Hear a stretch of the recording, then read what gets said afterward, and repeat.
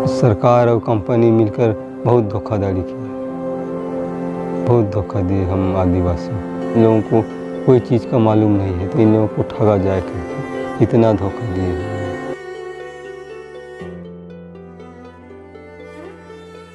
से मान लीजिए मछली को अगर जल से निकाल दे और फड़फड़ाता है, उसी प्रकार अगर जंगल नहीं रहेगा तो आदिवासी नहीं जी पाएंगे।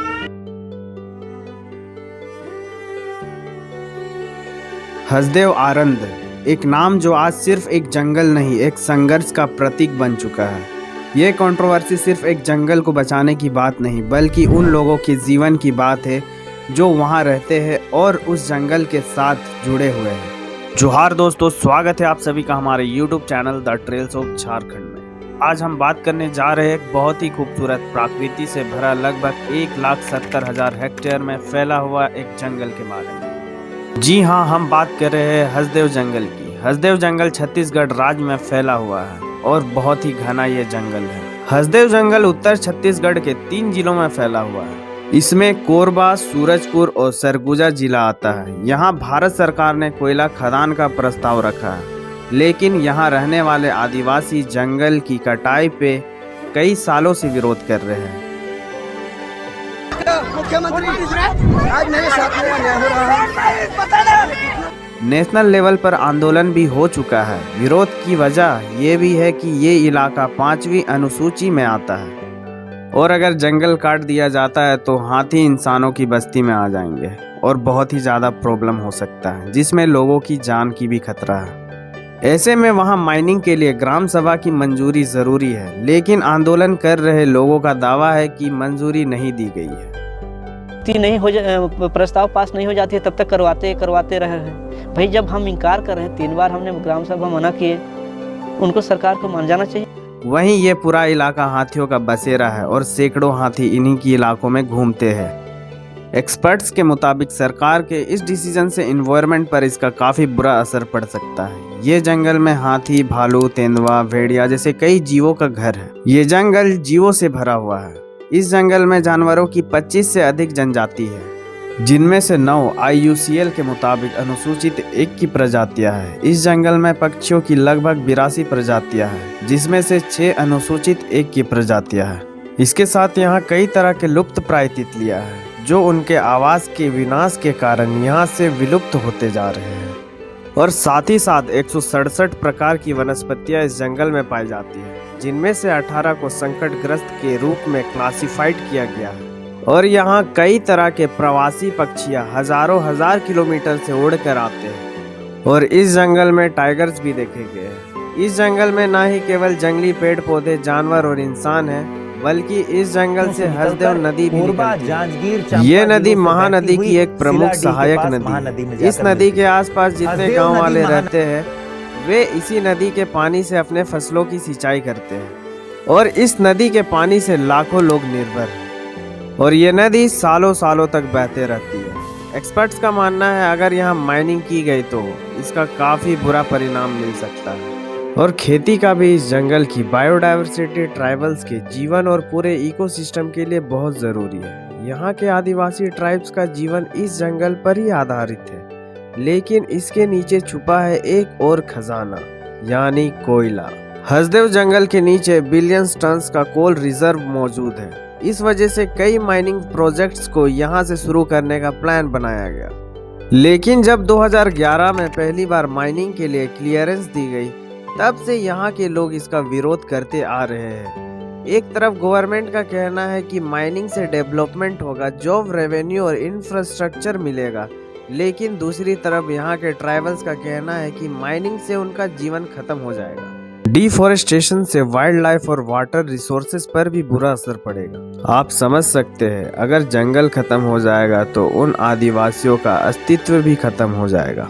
हसदेव कंट्रोवर्सी के मुद्दे पे बात करें तो नेशनल ग्रीन ट्रिब्यूनल से लेकर सुप्रीम कोर्ट तक पहुंचा। 2021 और 2022 में लोकल ट्राइबल्स ने पैदल मार्च करके अपना विरोध दिखाया। फिर भी कुछ माइनिंग प्रोजेक्ट्स को ग्रीन सिग्नल मिल गया। क्या ये डेमोक्रेसी का मजाक नहीं? एक्सपर्ट्स का कहना है हसदेव जंगल में माइनिंग से ग्राउंड वाटर प्रदूषित हो जाएगा, डिफॉरेस्टेशन और कार्बन इमिशंस बढ़ने का रिस्क है। ये सिर्फ लोकल मुद्दा नहीं है, ये ग्लोबल वार्मिंग का भी सवाल है। और हसदेव आनंद जंगल सिर्फ एक जंगल नहीं है, वो घर है उन लाखों करोड़ों आदिवासियों का और रेयर प्लांट्स का घर है, जैसे ऑर्किड्स और स्मिलैक्स और इंडेंजर्ड एनिमल जैसे स्लॉथ, बियर्स और हाथी। और साथ ही साथ यहाँ सकवा का पेड़ भी है। पेड़ इतने ऊंचे ऊंचे हैं कि लगता है कि आसमान को छू रहे हो।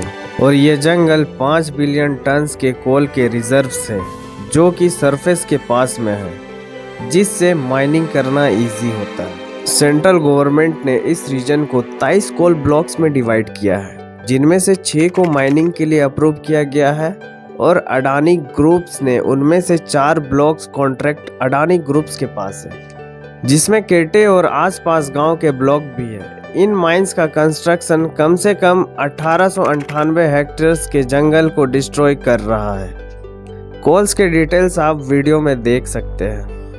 इस कोल माइनिंग से इन्वायरमेंट पर भी बहुत ही बुरा इम्पैक्ट पड़ेगा, जैसे कि पॉल्यूशन और डिफोरेस्टेशन। ये ज़रूरी है कि हम इस माइनिंग के इम्पैक्ट को ध्यान में रखें और इसका सॉल्यूशन निकालें। भारत दुनिया का सेकेंड लार्जेस्ट कोल प्रोड्यूसर और कंज्यूमर है और केटे की कहानी भी देश के दूसरे हिस्सों की तरह ही है। 1998 में ये कैलकुलेट किया गया था कि 1950 से माइनिंग प्रोजेक्ट्स के कारण 2.5 मिलियन से ज़्यादा भारतीयों को अपने घरों से निकलना पड़ा था और 1998 के बाद भी बहुत से लोगों को डिस्प्लेसमेंट का सामना करना पड़ा होगा। कोल सेक्टर के बारे में कुछ फैक्ट्स भी है। कोल प्रोडक्शन के बारे में बात करें तो भारत कोल प्रोडक्शन में दूसरे नंबर में है। वहीं चाइना दुनिया में सबसे ज़्यादा कोल प्रोड्यूस करता है और कोल सेक्टर देश की एनुअल इलेक्ट्रिसिटी की 70% जनरेट करती है। एम्प्लॉयमेंट की बात करें तो कोल सेक्टर में कम से कम 2.9 मिलियन लोगों को रोजगार मिलता है और साथ ही साथ भारत ने 2005 के लेवल से 2030 तक कार्बन इमिशंस को 45% कम करने का वादा किया है, लेकिन कोल को फेस आउट करने का कोई प्लान नहीं है। तो आगे बढ़ते हैं, बात करते हैं कोल और इग्नाइट रिसोर्सेज के बारे में। भारत की total coal reserve 378.21 billion ton है और इग्नाइट रिजर्व 47.36 बिलियन टन से 2022 से लेकर 2023 में कोल और इग्नाइट रिसोर्सेज में 16.8 बिलियन टन और 1.16 बिलियन टन का प्रॉफिट हुआ। ये डेटा भारतीय कोल सेक्टर की महत्व और उसके एनवायरमेंटल इम्पैक्ट को दर्शाता है। अगर देखा जाए तो इस समय अडानी ग्रुप सबसे सेंटर पे है हसदेव कंट्रोवर्सी के। आज भी हसदेव जंगल का एक बड़ा हिस्सा माइनिंग के लिए बहुत खतरे में है। लोकल ट्राइबल्स अपने जीवन और अपने जंगल को बचाने के लिए संघर्ष कर रहे हैं, लेकिन बड़ा सवाल ये है क्या डेवलपमेंट के नाम पर हम अपने प्राकृतिक संपत्ति और लोगों के अधिकारों को नज़रअंदाज कर देंगे क्या? अगर हम जंगलों को काट देंगे तो हमारे इकोसिस्टम का क्या होगा? ये कोई सोच रहा है? कोई नहीं। बस बड़ी बड़ी कंपनीज को फ़ायदा होगा, आम लोगों को क्या मिलेगा? कुछ नहीं। बस लोग आएंगे, बड़े बड़े वादा करेंगे और भूल जाएंगे, क्योंकि उन्हें क्या चाहिए? पैसा। जो लोग वहाँ इतने सालों से रह रहे हैं उनको क्या चाहिए? वहाँ जो जीव रह रहे हैं, जंतु रह रहे हैं, उनको क्या चाहिए? पैसा तो नहीं चाहिए, बस उनको चाहिए वो जंगल, और वो जंगल को ये काट रहे हैं। हसदेव आनंद कंट्रोवर्सी एक रिमाइंडर है कि हमें विकास और प्रकृति के बीच एक बैलेंस बनाना होगा। अगर आज हमने जंगल को नहीं बचाया तो समझिए वो जगह खंडर बन जाएगा। आप सोचिए, अगर इंसान ही नहीं होंगे तो कोयले का क्या करेंगे? पेड़ ही नहीं रहेंगे तो ऑक्सीजन कहाँ से मिलेगा? पेड़ काटना आसान होता है, लेकिन एक पेड़ को उगाना, उतने साल इंतज़ार करना, कितना समय लगता है एक पेड़ को बड़े होने में, और चुटकी बजाते पेड़ काट दिए जाते हैं। तो आपको इस मुद्दे पर क्या कहना है? कमेंट करके ज़रूर बताएं। तो चलिए वीडियो को करते हैं यहाँ पे एंड। अगर आपको ये वीडियो मीनिंगफुल लगा तो इस वीडियो को लाइक, शेयर एंड सब्सक्राइब ज़रूर करें। मिलते हैं नेक्स्ट वीडियो में एक नए टॉपिक के साथ। जय जोहार,